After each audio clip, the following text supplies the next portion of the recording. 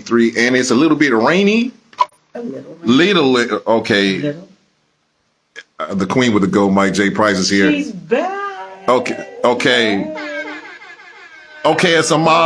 It's a monsoon. Okay, I understand that. People a little bit soaked. Human T-Rexes on the ones and twos. I said a little bit soaked. Larry, what? Stop inviting me to your live. I'm in studio with you. Oh well, my fault.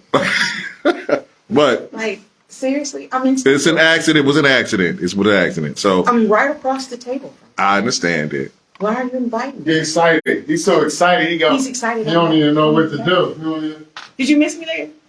A little bit. A little bit. I miss you. I did. I know T missed me. The thing about it is that the weirdest part about you being gone. The weirdest part about you being gone is that we was both gone. To be honest with you. So, and the thing about it is, first of all, I would like to thank Southwest Airlines for finally getting it right for my son's trip.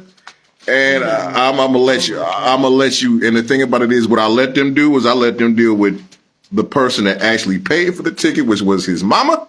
And after that, they got it right. Just let you know. But here's the thing I don't understand about Southwest. It's like, okay, they miss Tom Joyner now, okay?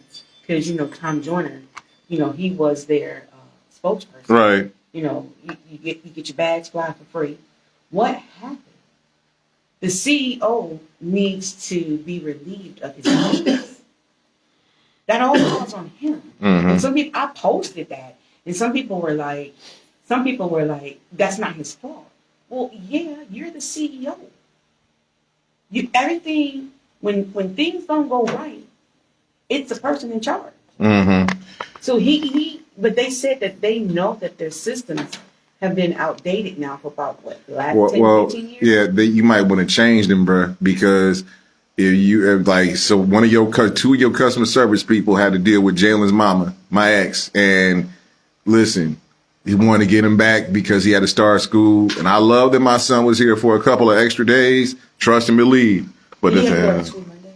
Yeah, no, I actually back tomorrow, right? Well, I think so. No, I think he had to go back Friday, but.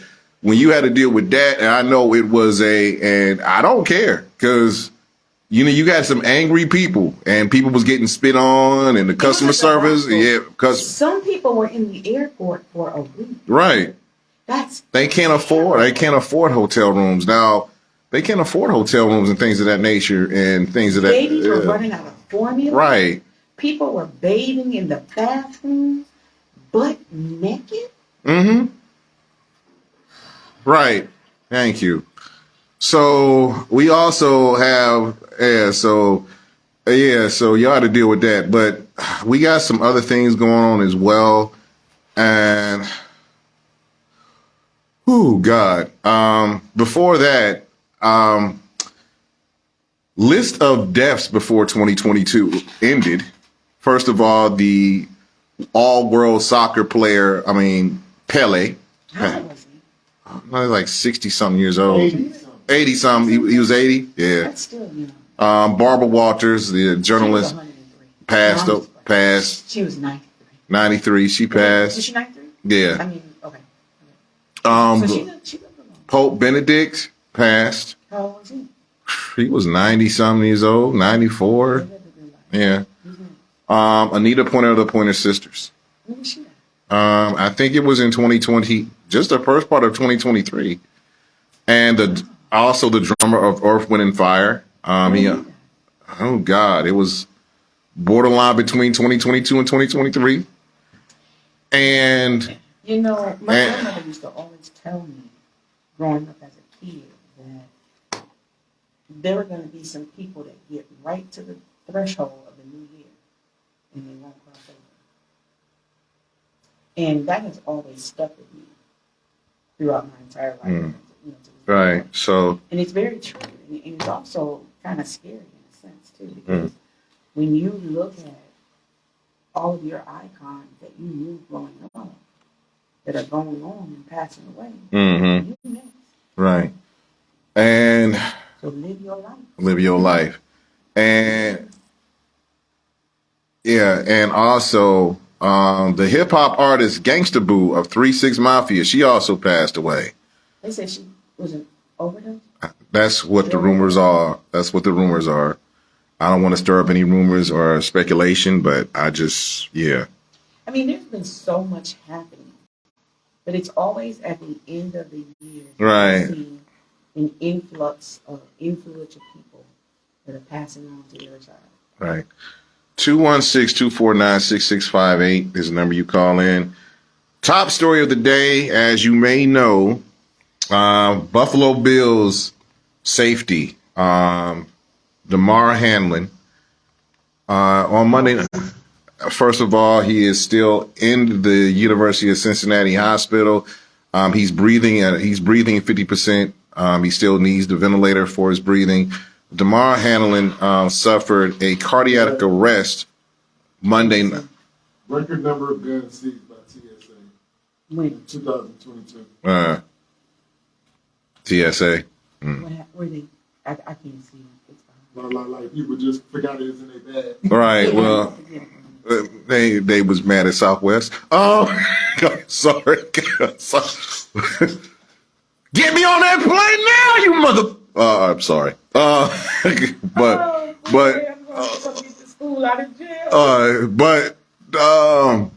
yeah, Damar Hamlin, 6th-round pick. He suffered cardiac arrest, blow to the chest after he made a tackle on wide receiver T. Higgins of the Cincinnati Bengals. They rushed to the hospital. They said that he had cardiac arrest twice, once on the field and once in an ambulance. And he is now in the hospital, 50% breathing on his own. He had to be intubated and incubated. Excuse me. And I mean, this is crazy because, you know, a young man, he's not like 22, 23 years I thought old. he was 24. 24. But I guess from what I've heard is that whoever hit him, they hit him so hard, and I guess they led head first and hit him in his chest, and that hit sent him into cardiac arrest. Well, the thing about it is, like, he was tackling T. Higgins. T. Higgins used the helmet. Usually the helmet is not. It was usually a regular routine hit, but he hit him right there where the heart is and with the helmet. Because T. Higgins was the offensive player, Hamlin was the defensive player, and a lot of people, there were some people that wanted to say something about the hit itself, like, you know, but in football, you see a lot of guys, especially offensive players, trying to get extra yards, lead sometimes with the helmet, and that's how the play goes. I'm not blaming T. Higgins at all. He was making a regular football play, and unfortunately, this happens. And it's almost like it's a freak accident. yeah.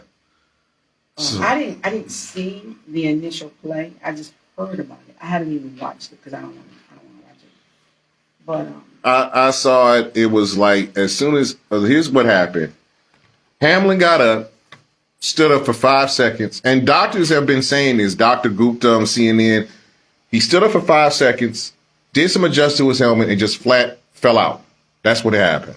And I was like, and then it was like when I turned it from, because I was watching Donovan Mitchell just light up the Fools for 71 points. Mm-hmm. After that, I turned it to the game because it was in Cincinnati. It was a big game, you know, the Bills and the Bengals for AFC seeding for the playoffs and the National Football League, because the playoffs is less than a week away. Could you stop? Could you relieve it? This is serious. Like, let's refocus. I'm on the couch already. Let's refocus, all right? Put y'all on the couch. You're like, you like Skip Bayless right about now. You're not even focusing on this young man's life. And let's talk about Skip's dumb ass toy. I am focused on this young man's life. All right. I wish him a speedy recovery. But yeah, let's go to Skip Bayless. All right, I'm gonna say this. Skip Bayless of the show Undisputed with him and Shannon Sharp let off a tweet talking about the game is irrelevant, but how they're going to play this game, replay it, blah, blah, blah. And a lot of people pretty much, how about this? I understand that Skip had enemies, Terrell Owens, Dwight Howard, Chris Bosh, but he got like a lot of people, they said that they see Skip, they going to smack him on sight. But you know what? I get that people are very emotional. And I get that it was an emotional moment. And for somebody like myself that understands rhetoricalness, if that's even a word, or rhetorical questions, or maybe even a rhetorical statement, I get where Skip was coming from. So you have to read that without the emotions in it. In my mind, he didn't mean any ill will. And what he really was saying was, it would really be messed up if the NFL continued this game. Because it really doesn't matter at this point. So his whole entire statement was rhetorical.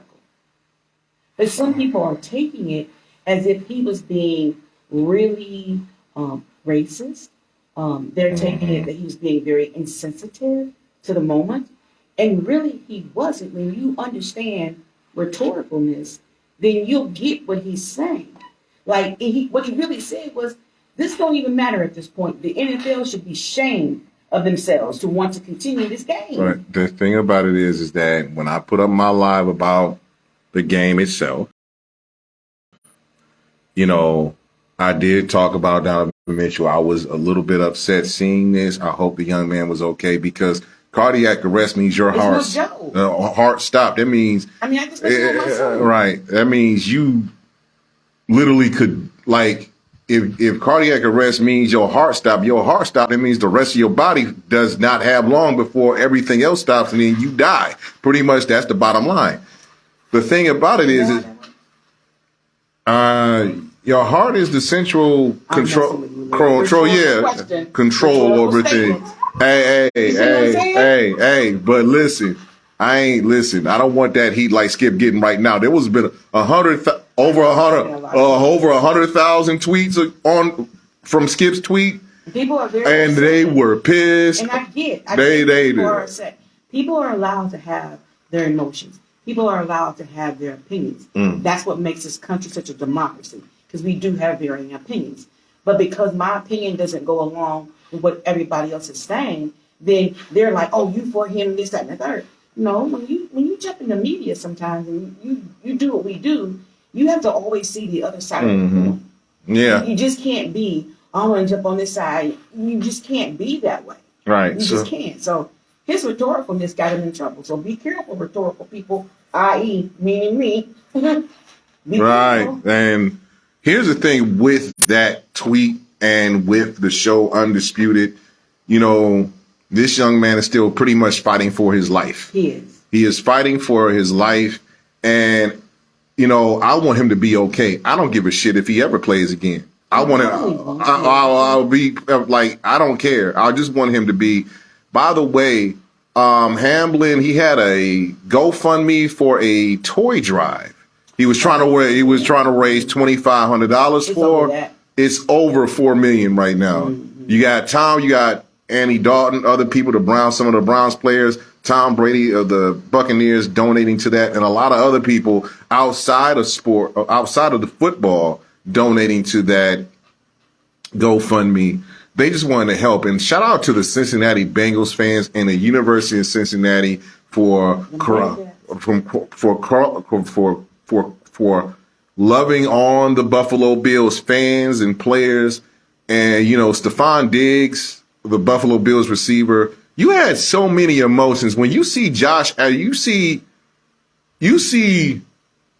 big dudes on the offensive line of the Bills and the Bengals crying. There was no way the NFL could have finished that game. And shout out to Zach Taylor and Sean McDermott. Sean McDermott, the head coach of the Buffalo Bills, Zach Taylor, the head coach of the Cincinnati Bengals. They went to the NFL officials and said, "My guys are not playing.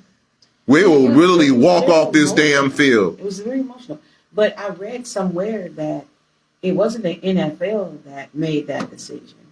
It was the players. Yeah, the players made that decision. Yeah. The players told the coaches. The coaches went up to the NFL officials. They called the league office. Goodell got the earful. Troy Vincent and the NFL players who? Roger Goodell. Of course. That's an asshole, right? That's a prime example of an asshole. So, along with Jerry Jones. Right. So even Jerry Jones said something sympathetic. I'm surprised about that. But, Jerry Jones said he tired of y'all coming for him. He's tired of y'all calling him. He's sick of that. Shoot. Skip got all the smoke last night. Let's go back to Mr. Bayless right now. And this is something I want to say. Skip, I know that you've been on air for over 40-some odd years. I realize that. But all you had to do was just say prayers for Hamlin and just keep it like that. You didn't have to say anything about the game. Nobody was thinking about the damn game at that particular point in time. Nobody cared about the game. Nobody cared about it at that particular point in time. And you got people that from all sports want to come for your head and come for your job. They want him to leave undisputed. See, this cancel culture is very dangerous. That cancel culture is dangerous. The problem I have with the tweet that he sent, and the thing is that it was, and I'm a victim of this, and I've done it. You can do shit at the wrong damn time. And I think that you can do it. It was the wrong, and you can do it at the wrong time. And that was the wrong time. It was middle. It's like Dr. Umar Johnson commenting on Kobe Bryant's death 3 hours after we found out that this dude and his daughter died in a helicopter crash. That was the wrong damn time. I went at Dr. Umar for that. So the thing about it is, Skip, shut the fuck up sometimes. And then of course, your co-host, Shannon Sharp, is a Hall of Fame football player. Uncle Shay did not show up to Undisputed on Tuesday after your dumbass tweet. And and then today when you tried to shut Shannon down after he was making a monologue about no matter what different team you play for or root for, Browns, Steelers, Bengals, Bills, Bucks, Chiefs, Packers, Bears, if something like that happens, this shit stops. We pray for the player, the human being, because we all human at the end of the day. So when you came, the thing about it is, it started, Skip, when you said that Shannon was better, that Tom Brady was better than Shannon Sharp, and he felt some type of way about that because he's not only played in the league for years, but he's a Hall of Fame tight end. He's a fine Hall of Fame tight end. My Lord, my Lord. So you gonna buy Shannon some Hennessy and some? Oh Lord, Jesus Christ. Anyway. But the thing about it is that not 6 but 12. But the thing about it is, I felt Shannon today. A lot of people just want Shannon Sharp to just go across the table and smack Skip Bayless in the face with them 3 rings that he got, especially out of that disrespectful thing that he said about Tom Brady being better than him. There's 2 different positions, quarterback and tight end. The tight end is usually the quarterback is the one being blocked. The tight end sometimes is the one doing the blocking on these defensive backs and defensive ends and safeties. So let's kind of reel this back. So there's this thing where people do things for ratings. Right, I understand that. So did it ever occur to anyone that this is all a part of the show and it's for ratings? So I think that a lot of people have brought that up, but the thing about it is that when Skip was by himself on Undisputed, it was pretty much cringeworthy to watch. I looked at it to see if Shannon was going to show up. Once I found out he wasn't on there, I flipped it over to First Take and was watching Stephen A. and everybody talking about. So y'all off of Stephen A. now? Y'all done left my boy alone? No, not really. But because y'all know how I feel about Stephen A. too. I understand. I don't feel that way about Skip Bayless, but I get what Skip said, and I get the rhetoricalness of what he said. And I read through it, and I took the emotions out of it. But y'all gonna let Stephen A. alone, right? Stephen A. He's good. You got his card back? Somewhat. Just don't listen. Quit messing with Stephen A. I gotta give a shout out to the Ken Roby, the black correspondent from ESPN, who's been at the University of Cincinnati Health Facility. Since it happened, right? Yeah, since it happened. And, I actually, when I went to the University of Cincinnati, I had a sprained ankle. You went to school there? Yeah, I went to school there. I was a Bearcat for a year and a half. So What happened there? School wasn't for you? that wasn't for me. But I was a freshman coming out of high school. You know what? You can stop that right now, T. Ray. Right. So I had. So we all did. Yeah. So the thing about it is that I had actually, and this is a funny story, but I'm gonna tell it anyway. I had to go to the University of Cincinnati for a sprained ankle. I was trying out for the basketball team, like the winter thing. And I don't know if you remember, there was one big dude named Curtis Bostic that was, trying to get onto the trying out for the team. And Curtis Bostic, he was like 6'7", 270, and he stepped on my foot. He stepped on my foot. 270. That was 20-something odd years ago. I was 30-something odd. I was 19 at the time. It's funny. But the thing about it is, like, I was trying to go for a rebound. I was tall, but I wasn't. He was already professionally in the weight room at that time. I wasn't in their weight room. Their weight room different than the regular college weight room. So no, I was. Yeah, you was out your element. I was out my element trying to go down with him down low. You know what? So whatever. Leave Larry alone. Leave me alone. At least I tried. Shit. But he stepped on my foot. Like my ankle, and I had to wear crutches. For a week, and the staff. Wait, hold up. Bring it back. Okay, my bad. Hold on. How do you wear crutches? I mean, I had to use crutches for a week. I mean, you know what I meant. Use crutches for a week. First time I ever was on crutches anyway. So, and it was a little bit scary. But the UC staff there at the hospital treated me well, very, very well. They must have known. Shut up. Anyway, but and Damar Hamlin's in good hands. He's in great hands because, and so he's right. So he's gonna pull through, but he probably will never have a we know he came from Pitt, right? Yeah, he came from the University of Pittsburgh. So the thing about it is that I want him to be okay. I just because and I know we're gonna get into the Brown Steelers thing. You know it. But After the commercial, but not only your Mike Tomlin of the Pittsburgh Steelers talked about this, and everybody has to be prepared to play this week, knowing that young man is probably still going to be in the hospital. They're going to play. They're going to play, but they're going to play for him. But there was no way that nobody could have played Monday night. There was no 5-minute warm up or whatever. I don't know who said that 5-minute warm up out of NFL office. They wasn't playing. The players said they wasn't going to play. Shout out to the Cincinnati Bengals and the Buffalo Bills. They said they wasn't going to play, and I seen fans embrace each other, tears in their eyes. They hoping this young man go through. And the thing about it is, as far as going back, there was some other insensitive tweets. There was something said by Bart Scott, who said that T. Higgins did this. Listen, you don't put that on another man. Just say that if you don't have any, in this particular point about it is, it's like it goes back to what your parents say to you. If you don't have anything nice to say, don't say nothing at all.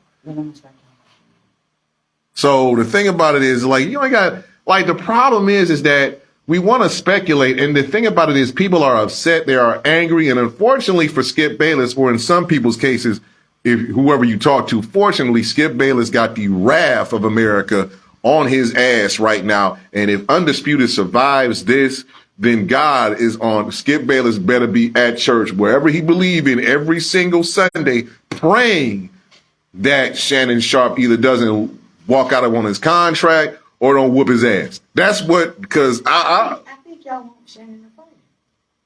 everybody want to fight him. You ain't hear about the White Howard and T.O. want to smack Skip Bayless? They want to beat Skip Bayless up because Jalen Rose years ago talked about Skip Bayless. He was like Water Pistol Pete when Skip Bayless played in high school and averaged 1.4 points per game in his senior year, and he was on junior varsity. Yeah. So it's a lot of people that don't like Skip's. And I get it. He is an entertainer and a media commentator. He's been covering sports for over 40 years as a journalist and things of that nature. But when social media comes out, it's like years ago, Howard Cosell,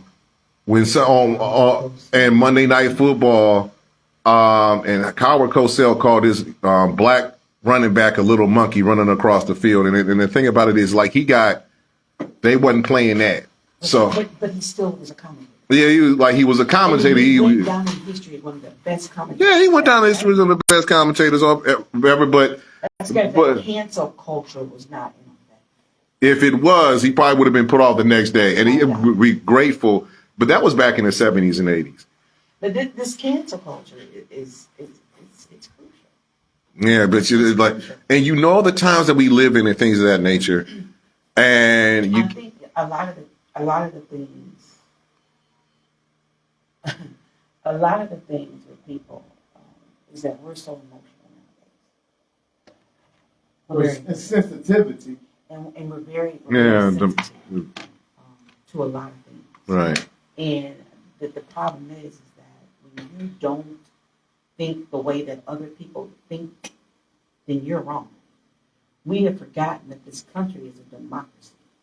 And we all are entitled to our opinion, just like we all have assholes. And capitalism. Right. And people just don't get it. Just because you feel one way doesn't make you right. And because I feel one way don't make me right.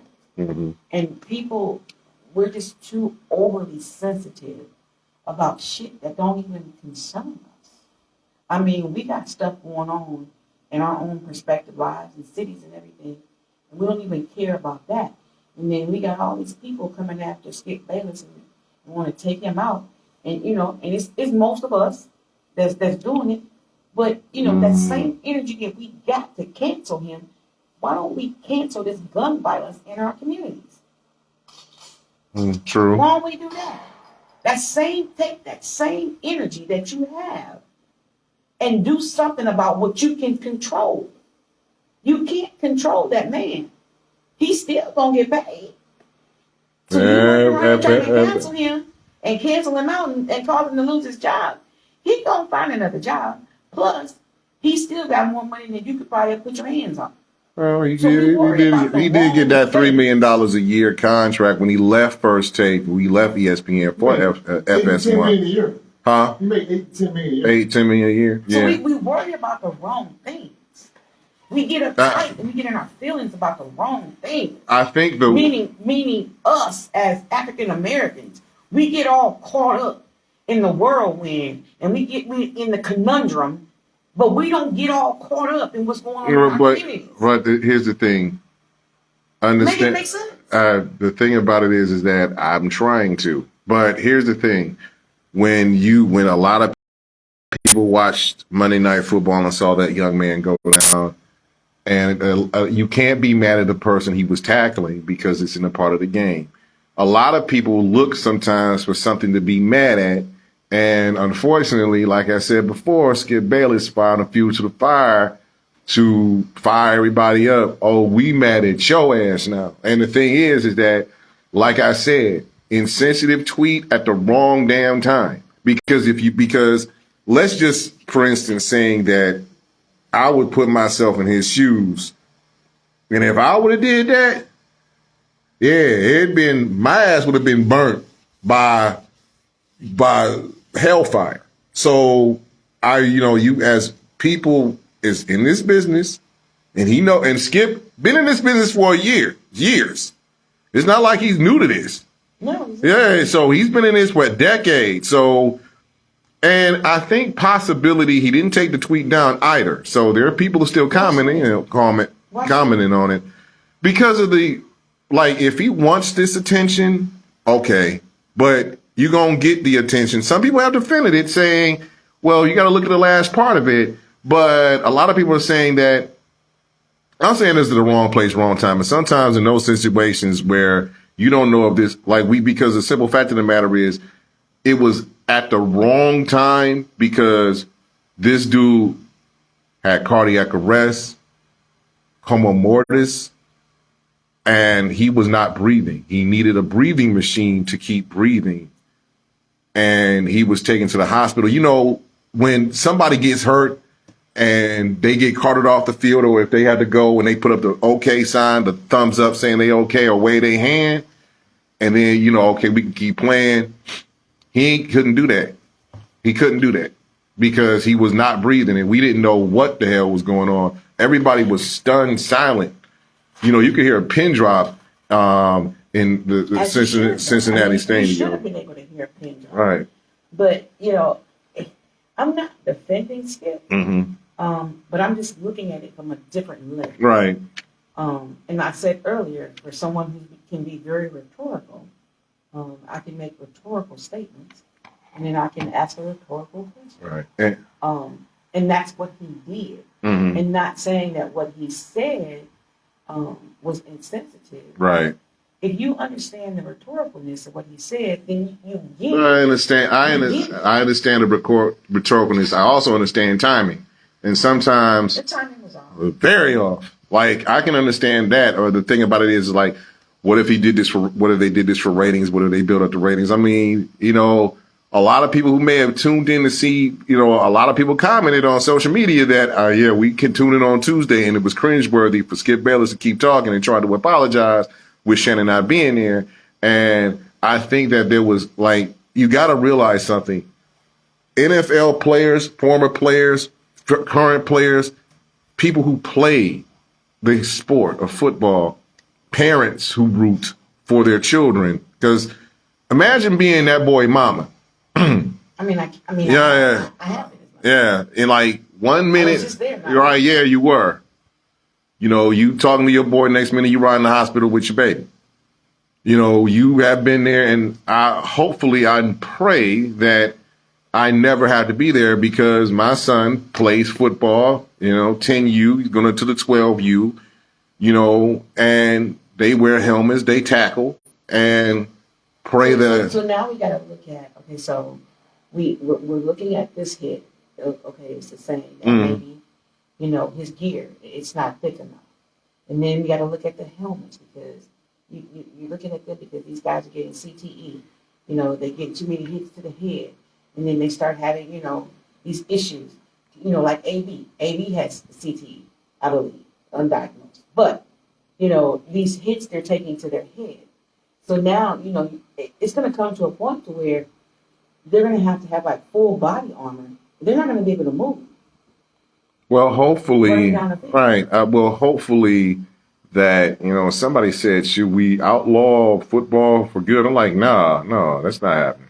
I mean, it's never right. It's never going to happen. That's never going to happen, because there's too many sponsors tied up in football, and there's too much money that they would stand to lose if there was no football. Right. But there's other things that we've got to look at, like, you know, the tackling. Is that an issue? Is it the equipment that's the issue? Mm-hmm. Is it because they're leading, you know, and they're trying to hurt people? Because, you know, back in the day, you know, you was trying to take somebody out, take their legs out from under them, right? Yeah. So it's very unfortunate that this happened to this young man, and everybody's saying that it was, you know, he was just doing his job. How do you know that? I think, well, the thing about it is, like, what happens is like a lot of people are saying that like Hamlin's on defense. He's the safety. He's supposed to tackle. But the thing about it is he got the worst end of it, like, because T. Higgins, the offensive player, he caught the pass. Did he lean with his head? Somebody said he leaned with his head in his chest. And a lot of offensive players do that to get leverage. So, or, you know, with the stiff arm and things of that nature. And they're trying to, but there's, how can I put it to you? The thing is that we want to wish him well. Yeah. We hope that he continues to improve. And what we really need to look at, if we really are trying to send our prayers and help this young man along the way, we need to take Skip Bayless out of the equation. Our attention does not need to continue to be on Skip Bayless and what he said. Those energies need to be put towards this young man. This young man is recovering. Because all we're doing is we're just we're viewers for Skip.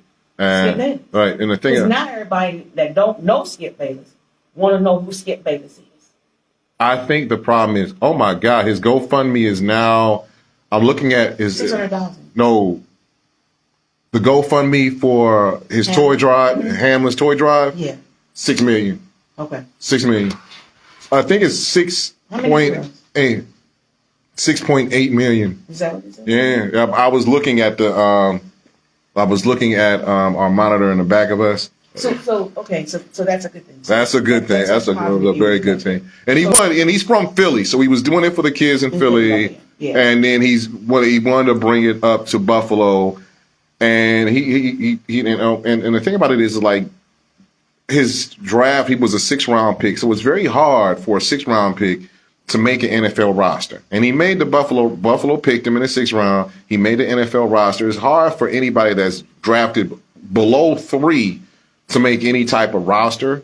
So, and a lot of people know that. I think Shannon Sharp actually was the 6th-round pick as well from out of Savannah State and worked his way up to Pro Bowl. So you had to work. So you had to put your body through a lot of shit to get to where he is. So, and I asked, you know, my cousin Reginald Brown, shout out to Reggie, who played for Youngstown State under Jim Tressel before he went to Ohio State. And he was on the show on another network in this station on this studio years ago. And he talked about the grind and things of that nature and making it to the league and how hard it is.